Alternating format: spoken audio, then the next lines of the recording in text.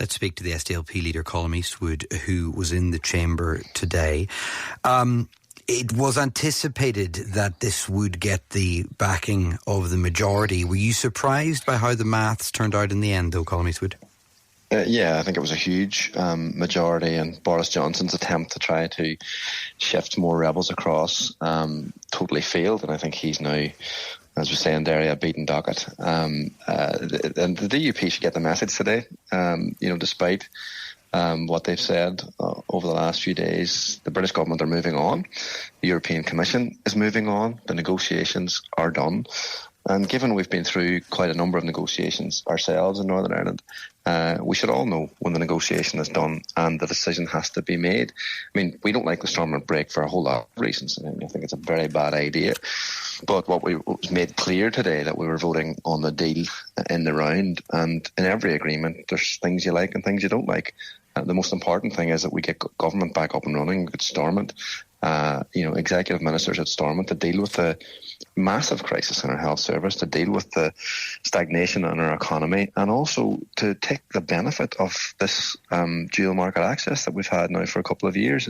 We were all in America last week, and investors were telling us, the American administration was telling us, that they can help now bring jobs because of this agreement. I mean, surely that's more important than anything else. Yeah, well, they will surely want a Stormont executive back up and running again, and there are no signs that that will happen anytime soon because of what Sir Geoffrey Donaldson has been articulating.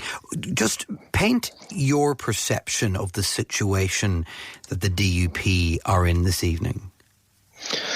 Well, I mean, I think they're at sea, and they're standing now on a very small piece of ground. The reality is, I mean, they did quite well, out of this negotiation. They should accept the victory that they've been given and go back into government. Now, I still think it is likely that the DUP will have to come to the conclusion that they need to get back in. It's a matter of when, not if. And I think they should learn the lesson of the time when Sinn Féin brought the government down. It was 3.5 years. They were trying to get back in long before that.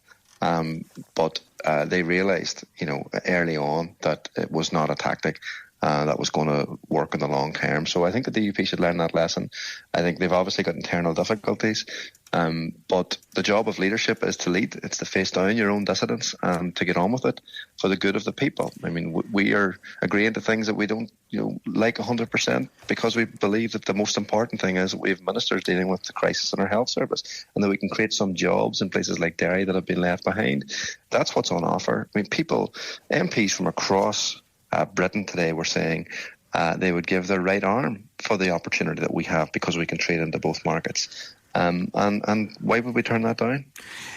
Just finally, Colum, the time that you have spent in the House of Commons has been marked by Tory infighting, a party pulling itself apart over Brexit, as indeed it has done for many decades, but perhaps none more so than the last 5-6 years. Given that there was such overwhelming majority for Rishi Sunak today and his Windsor framework, is Brexit done today? Well, I think people will come to realise that it is. That was a huge, resounding victory today for Rishi Sunak, despite the fact that Boris Johnson and Liz Truss tried to torpedo it. They couldn't manage it because people want to move on, frankly, and they've got other things that they have to deal with. Now, hopefully that will sink in with the DUP. I tried to say to the DUP today, the people who have the interests of the people of Northern Ireland at heart are other parties in Northern Ireland. It's not the backbenches of the Tory party. The ERG are only interested in Tory infighting. They don't care about the DUP. They'll drop them at any moment, as we've seen many times over the last number of years. I just think now the negotiation is done. You can have your opinion on the deal, but the deal is being implemented. And the most important thing I think unionism needs to realise, there won't be a Stormont break if you don't have a Stormont. Yeah, I suppose political parties live and die by what they do with the votes that they are given. I suppose I can't let you go because people will have seen maybe some of the opinion polling yesterday. It didn't look great for your party. Were you concerned by that?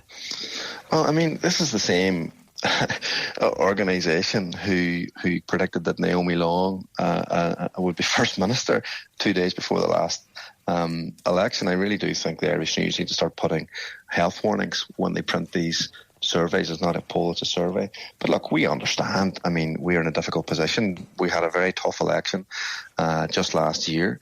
The political context was very difficult for us. The DUP, did all Sinn Féin's work for them. That context hasn't changed, and until it does, it'll be difficult for us. But we have a party conference this weekend where we're going to set out a very ambitious plan for building a new Ireland based on the principles of reconciliation, and I really believe that is an offer that people will buy into. But it's a long-term plan. We accept that. But let me tell you something very clearly, Declan. Despite what many people have said over many years, the SDLP is going nowhere.